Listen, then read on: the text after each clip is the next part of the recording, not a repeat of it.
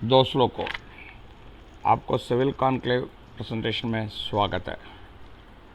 आज हम बात करेंगे ये जो फ्रेशर जो भी कॉलेज से बाहर आते हैं उनकी इंटरव्यू में जाएगा तो क्या क्या क्वेश्चन पूछा जाएगा, उसकी आंसर्स क्या देना है, इसके बारे में अपन डिटेल में डिस्कस करेंगे। जनरली जो इंटरव्यू में जो फ्रेशर को क्वेश्चन पूछा जाएगा, क्योंकि जो भी इंटरव्यूअर है उसको समझता है जो फ्रेशर्स हैं उनकी फील्ड एक्सपीरियंसेस नहीं है।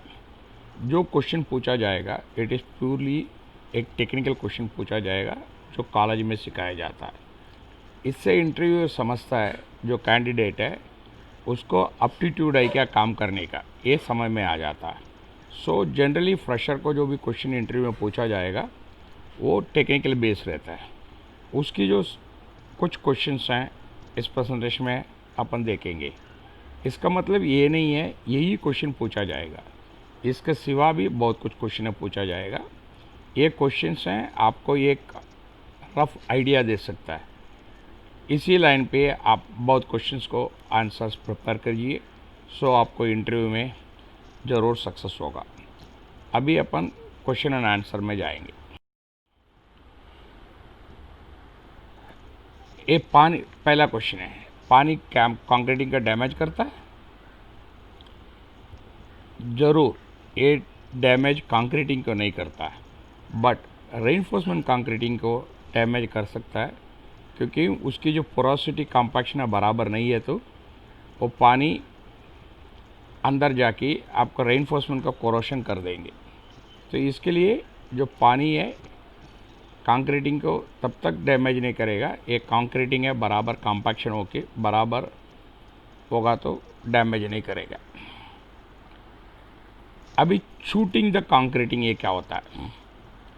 ये शूट है एक ट्रांसपोर्टेशन इंस्ट्रूमेंट है। आपको जो आई लेवल से लेके नीचे का राफ्ट में जो कंक्रीटिंग करते हुए उसको हम लोग को जो इक्विपमेंट्स वापरते हैं उसको शूट कहते हैं।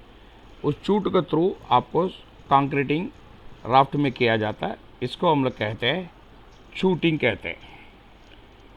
तीसरा क्वेश्चन है, एक ट्रांसिट मिक्सर में कंक्रीटिंग तब तक वर्कबिलिटी के साथ में रहेंगे।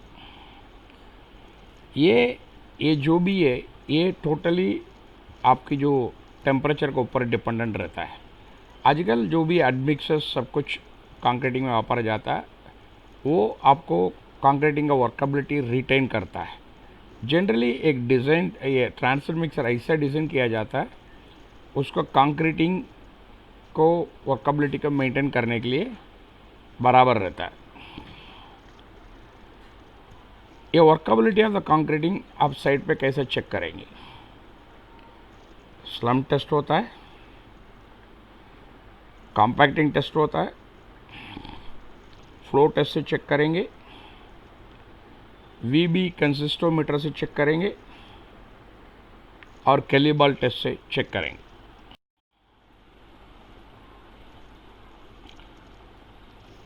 क्विक सैंड कंडीशन ये क्या होता है, उसको आप रेक्टिफाई कैसा करेगा? एक क्विक सैंड कंडीशन ये होता है, ये सॉइल और फाइन आर्टिकल्स और फाइन ग्रैनुलर का रेती जो मिलाया जाता है इसको बोलते हैं हम लोग को क्विक सैंड है। ये आपको पानी वर्टिकल अपलोड होने के कारण से होता है। ये ज़्यादा से करके जहाँ काफर डैम नदी के आजू बाजू में ये क्विक सैंड पाया जाता है।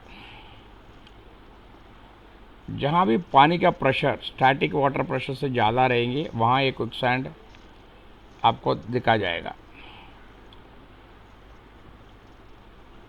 ये आप इस क्विक सैंड को फाउंडेशन कैसा करने का, आपका जो वाटर टेबल है उसकी लोअर करने का। वाटर टेबल लोअर करने के लिए आप बोरवेल लगा के उसको पानी का पंप करने से वाटर टेबल नीचे हो जाता है, सॉइल स्टेबिलिटी हो जाता है। ग्रीन बिल्डिंग क्या होता है, उसकी कंपोनेंट क्या है? एक ग्रीन बिल्डिंग ऐसी एक चीज़ है रिड्यूसेस एलिमिनेशन नेगेटिव इम्पैक्ट को निकाल के आपको पॉजिटिव इम्पैक्ट देता है और आपको एनवायरनमेंट को प्रोटेक्शन करता है। ग्रीन बिल्डिंग्स हैं नेचुरल रिसोर्सेस और क्वालिटी ऑफ द लाइफ को इम्प्रूव करता है। ग्रीन बिल्डिंग्स का कंपोनेंट्स क्या क्या होता है? Energy efficiency and renewable energy है, वाटर एफिशिएंसी होता है, एनवायरमेंटली प्रेफरेबल बिल्डिंग्स ये होता है, मटेरियल्स एंड स्पेसिफिकेशन को यूज़ किया जाता है, वेस्ट का रिडक्शन हो जाता है, टैक्सिक का रिडक्शन होता है और इंडोर एयर क्वालिटी का इम्प्रूव करता है और स्मार्ट ग्रोथ और सस्टेनेबल डेवलपमेंट ग्रीन बिल्डिंग से होता है।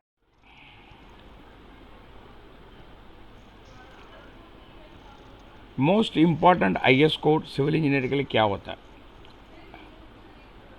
IS 456। बीम का इफेक्टिव डेप्थ क्या होता है?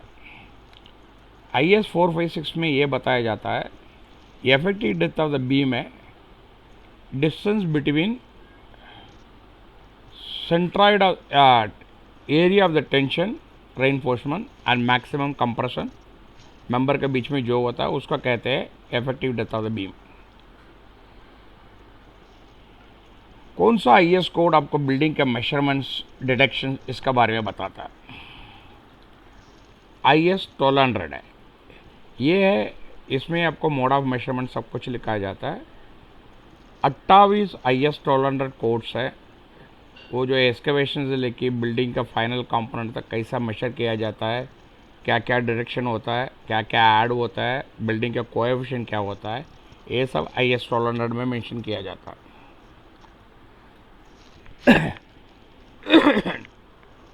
मैक्सिमम और minimum tolerance concreting cubes characteristic में कंप्रेसिव स्ट्रेंथ में कितना होता है? IS 456 में लिखा जाता है the tolerance of the characteristic strength है +15% से लेके -15% तक परमिसेबल है। IS 456 में स्लम का बारे में क्या लिखता है?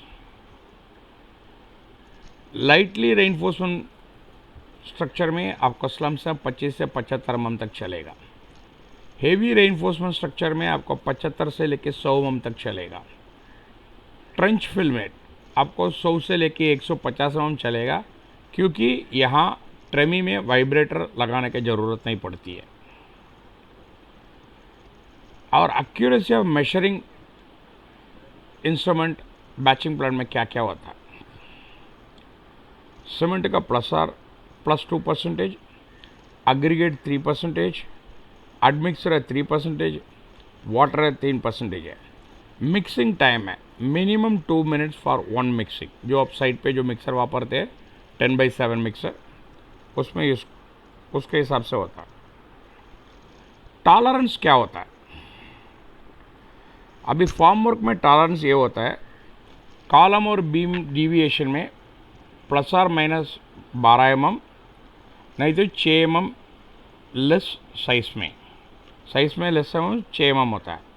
फुटिंग में ±50 mm, साइज में 12 mm तक लेस चल जाएगा।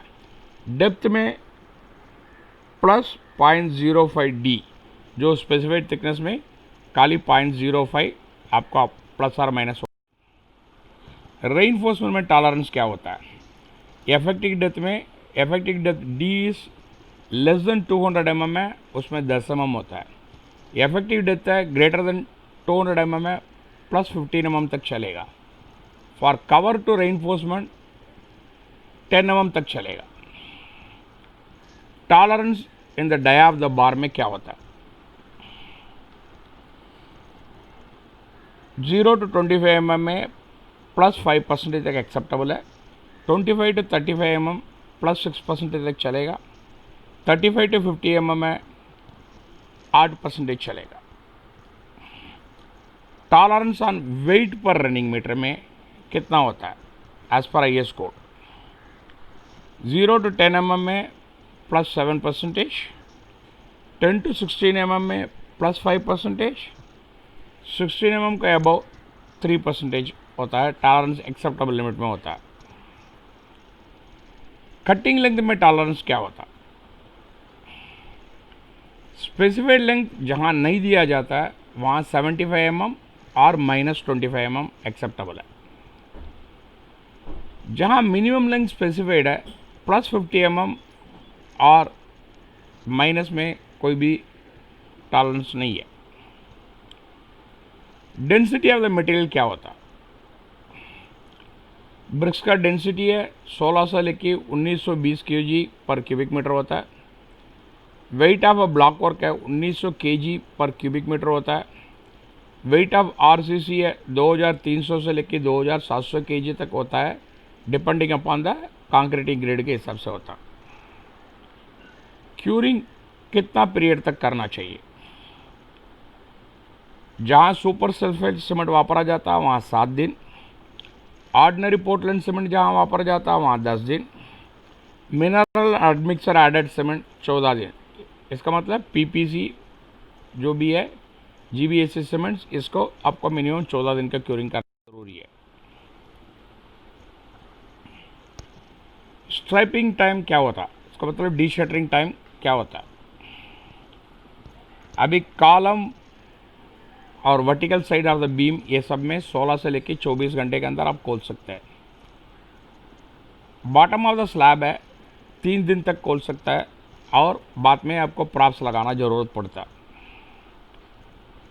बीम बॉटम 7 दिन का बाद निकाला जाता है आफ्टर रीफिक्सिंग और बीम का सपोर्ट लगाना।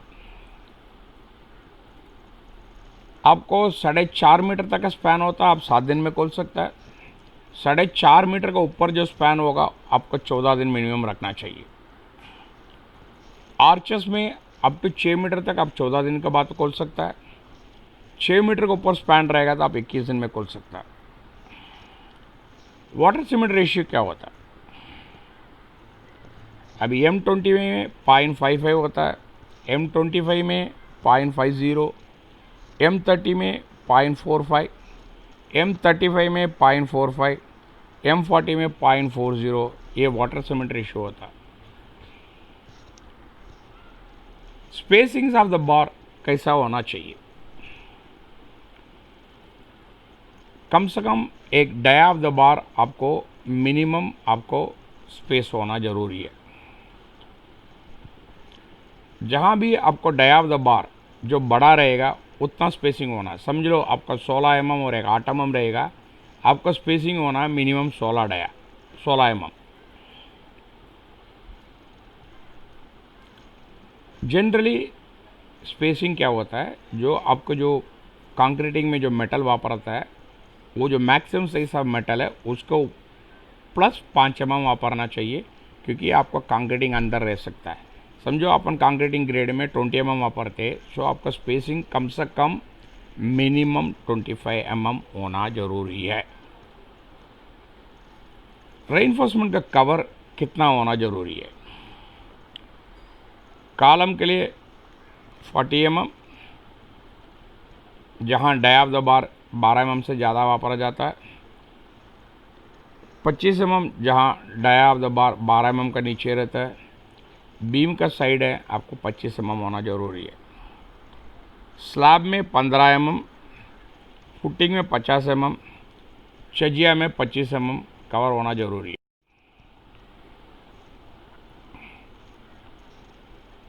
रॉड का वेट पर मीटर क्या होता है?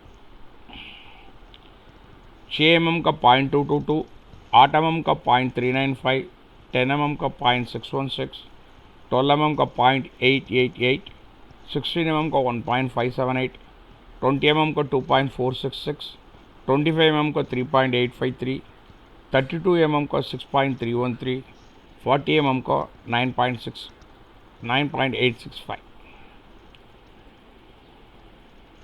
पर क्यूबिक मीटर में कितनी सीमेंट लगता है?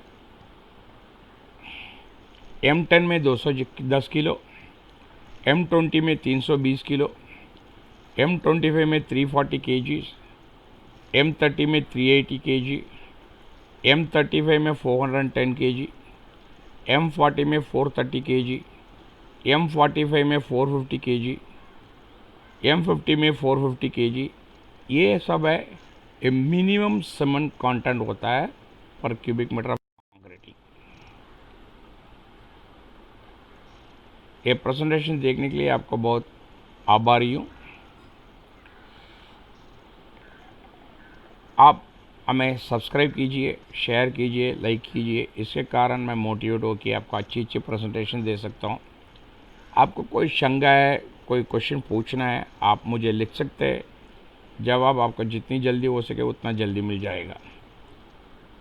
आप मुझे कांटेक्ट कर सकते हैं civilconclave@gmail.com में। नहीं है तो मेरा Telegram group civil conclave Telegram group में भी कांटेक्ट कर सकता है। उसकी लिंक है ये रहा। काइंडली आप मेरे चैनल को सब्सक्राइब कीजिए, लाइक कीजिए एंड शेयर कीजिए, जिसका कारण आपको और मैं अच्छी अच्छी प्रेजेंटेशन दे सकता हूँ। धन्यवाद आपका ये प्रेजेंटेशन देखने के लिए। सब्सक्राइब कीजिए प्लीज़।